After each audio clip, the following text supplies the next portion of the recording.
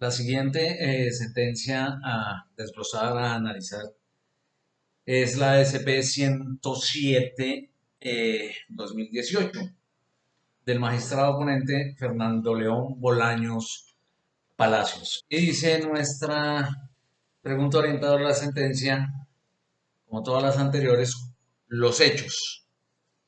En el mes de mayo de 2011, en horas de la noche y cuando se hallaba dedicado al sueño en una de las habitaciones del hogar juvenil campesino del municipio de Angelópolis, Antioquia, el adolescente I.JVB, de 14 años de edad, hasta su cama llegó Nelson Javier Castaño Sánchez, director de la institución, quien sin forzarlo o amenazarlo, se ocupó de frotar por cerca de 30 minutos sus partes íntimas. Hasta cuando el joven, que durante las maniobras adoptó un comportamiento pasivo, decidió abandonar el lecho y situarse al lado de un familiar acomodado en otra de las literas. Al día siguiente acudió el afectado junto con dos de sus primos a reclamar el hecho a Castaño Sánchez, quien les entregó 60.000 pesos para asegurarse su silencio. No obstante, lo cual, sometidos los jóvenes a interrogatorio por parte de sus progenitores respecto del origen del dinero, terminaron por dar a conocer lo sucedido de inmediato, denunciando, denunciado ante las autoridades. El segundo punto que dice que cuáles son los argumentos y teorías del casacionista. Y dice así: en audiencia realizada el 28 de noviembre de 2013 ante el juzgado promiscuo municipal de Angelópolis, previamente se había realizado imputación por el delito de acto sexual con menor de 14 años, que fue anulada. La Fiscalía imputó a Nelson Javier Castaño Sánchez el delito de acto sexual violento agravado, al cual no se allanó este. El 19 de diciembre de 2013 fue presentado el correspondiente escrito de acusación. La subsecuente audiencia de formulación de acusación tuvo lugar el 18 de junio de 2014 ante el juzgado primero penal del circuito de Itagüí, dado que la juez promiscua municipal de Caldas, Antioquia, se declaró impedida. Allí se atribuyó al procesado el delito de acto sexual violento agravado. El 2 de octubre de 2014 fue celebrada la audiencia preparatoria. Entre el 29 de septiembre de 2015 y el 20 de enero de 2016 fue adelantada la audiencia de juicio oral con fallo absolutorio. El 17 de marzo de 2016 se dio de lectura a la sentencia en la que, acorde con el sentido antes anunciado, se absolvió al acusado del delito de acto sexual violento agravado. El 28 de octubre de 2016, la Fiscalía y la representación de víctimas dio lectura a la sentencia de segunda instancia, en la cual el tribunal revocó lo decidido por el ACO y en su lugar, como se anotó al inicio, condenó a Nelson Javier Castaño Sánchez en calidad de autor del delito de acoso sexual.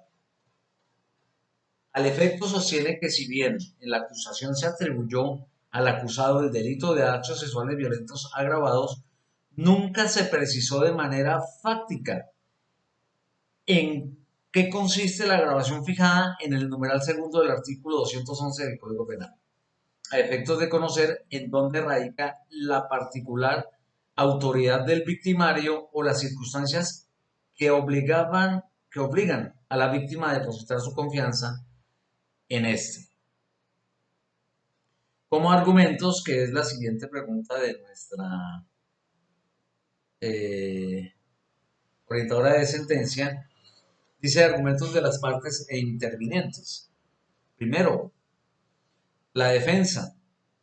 reitera lo consignado en el cargo admitido por la Corte, advirtiendo que la cuestión a definir ahora es si se hace o no posible condenar por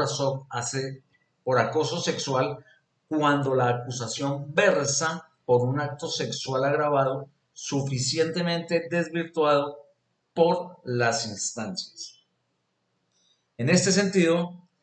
significa el demandante que no se menoscabó la libertad de autodeterminación del menor, ni hubo reiteración en el asedio, de lo cual puede concluirse que perfectamente la víctima podía negarse a las pretensiones del acusado. Segundo, la Fiscalía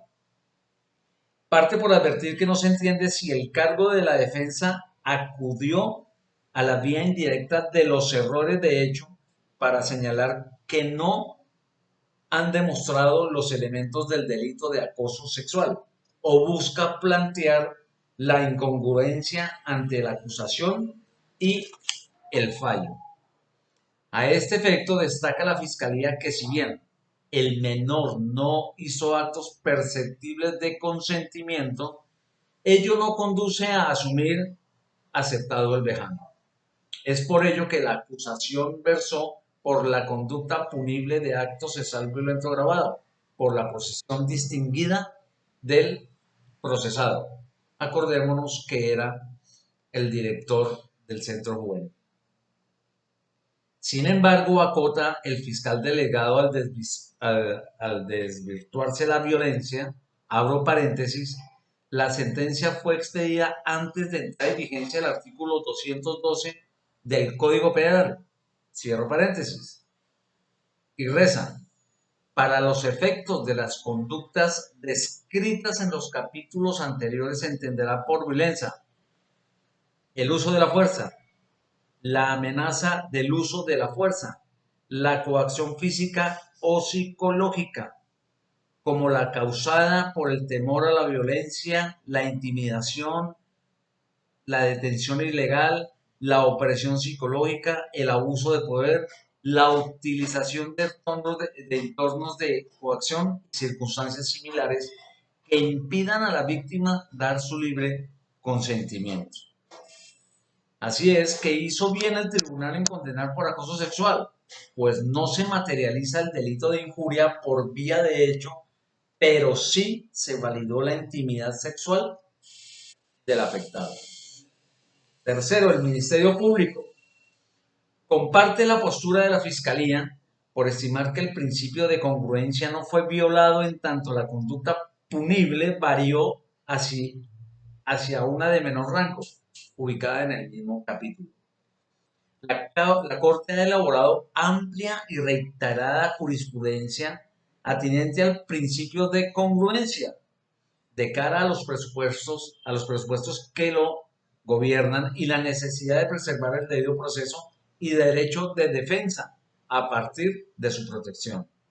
En el entendido que para la parte acusada se hace necesario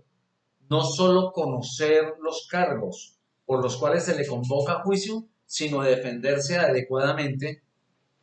de los mismos. En respecto a las consideraciones de la Corte, a este respecto ya la Corte tiene dicho que el término en cuestión opera material y no formal, de manera que no existen. A lo largo de los diferentes títulos o capítulos que conforman los delitos en la Ley 599 de 2000, límites específicos para que una conducta punible pueda ser mutada por otra, ello genere legítima sentencia de condena. En el artículo 226 de la Ley 599 de 2000, tipifica el delito por remisión al artículo 220 anterior de la siguiente manera: injurias por vía de hecho. En la misma pena prevista, el artículo 220 incurrirá en el que por vía de hecho agravie a otra persona. Desde luego que el agravio, si ese es el querer del ofensor, puede ocupar matices sexuales, visto que este es un aspecto que, como lo que más se puede incidir en el orden de las personas, no es un tipo penal que haya sido objeto de detenido examen en la Corte, dada su novedosa incorporación como delito.